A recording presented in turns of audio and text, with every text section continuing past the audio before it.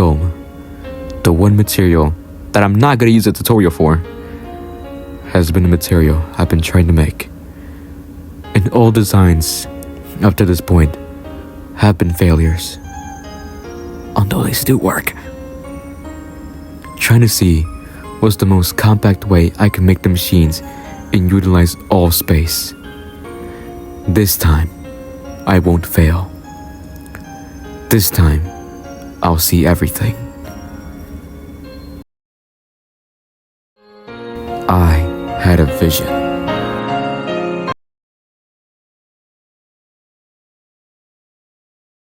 This day truly marked the genius of my engineering, and I made some truly remarkable discoveries, like the solutions of all of my previous problems, and my pipe management was truly a work as well. And my discovery and predictions to potential problems, let's walk through them. In this design of gold making, I was gonna take all of my previous designs and make them better. One problem that I realized in this is here. At the very beginning, the plastic refinery. I found that only having one wasn't enough, so I placed 3 more so the oxidation plant can work faster.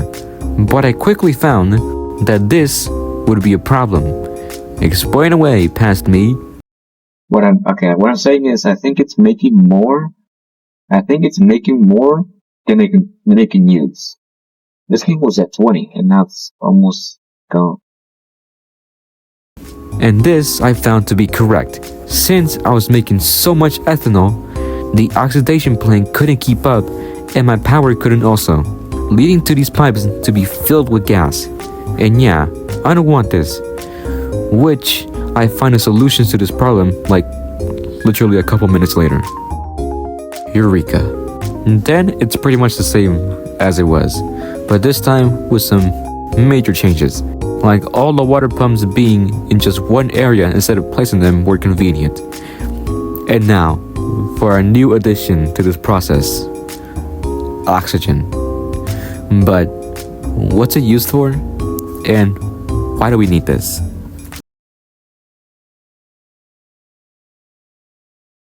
Alright, so what is oxygen used for?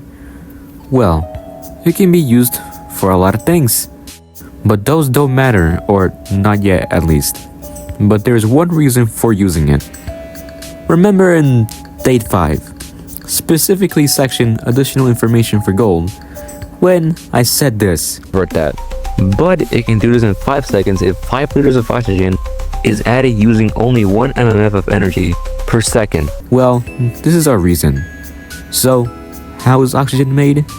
It's made in this electrolysis plant. Hence the name of the section. It needs water, and that's it. And through some wizardry, and I don't know what happens, it splits the water into its elements? I don't know. But hey, they got me oxygen, and that's all that matters. Then we'll bring that oxygen, and the hydrogen can just go into storage, and the oxygen will be brought here. So, it can make this go faster.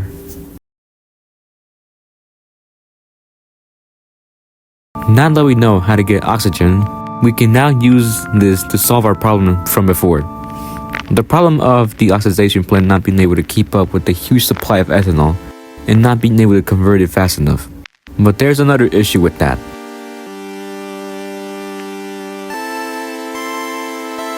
I thought that it needed logic, since this thing can convert normal power into power that can power the logic stuff. And so I thought it'd be the same for this. But it was not. Turns out, there's a strange thing about this. This thing, the HV transformer. When I looked at the power inputs, it looked like this. But the electrolysis plant looked like this. So I got to thinking that maybe that this was something entirely different and needed an adapter of some kind. And that turned out to be this, the HV transformer. It turns out yes, this input node is something different, which is called an HV pole or something, which converts normal power to the power in the HV pole. I don't know. Well, all that matters is that this somehow works and is now making the electrolysis machine working. And I forgot to mention, yes, the machine is placed on top of water pipes. It's very intentional, and I don't know why it even let me do this in the first place, but I won't question it. But I decided to completely redo my farm just to accommodate for the new machine.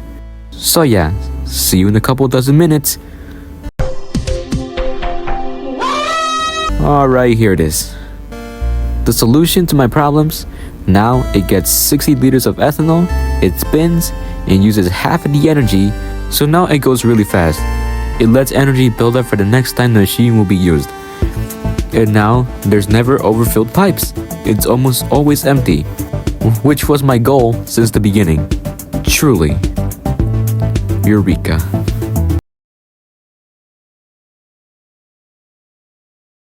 From this moment on, I was just on a roll, making everything so compact and precise.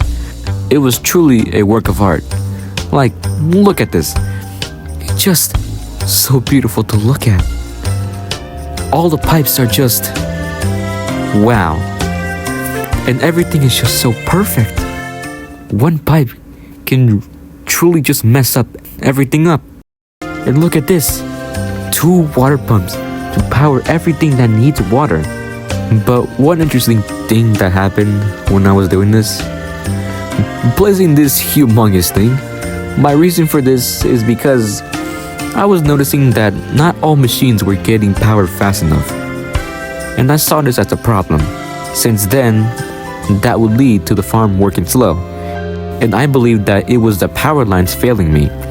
So I decided to make all the power lines go into one huge tower, so that all my huge power that I'm getting wouldn't be limited by the little towers. If you don't understand that, basically, I wanted to connect all the machines to just one tower. But after tinkering with this for a while, it proved to be a waste of my time. And off to the final hours I went. But I still got a badge though, so I gotta count for something.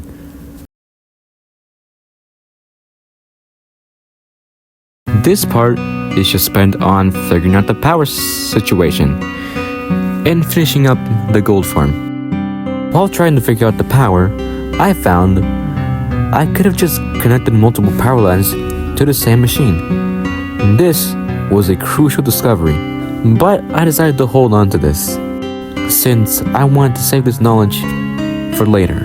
And then I finally got rid of this ugly version 2 of the gold farm, and now the version 3 of this will now be in use. I went around the world checking stuff, but this problem still remained. How do I power all the machines with full power? And this is a problem that would stick to me until the final hours. But hey, look at this. I placed down 2 industrial electric furnaces, since it will give me 2 units of gold, since the pressurized water filter, when split into 2 lines, will equally divide the gold into those 2 lines. So then 2 liters of gold is made and is perfect for the ingot molder, which needs that perfect amount to finally make a gold bar. And that was the end of day 7.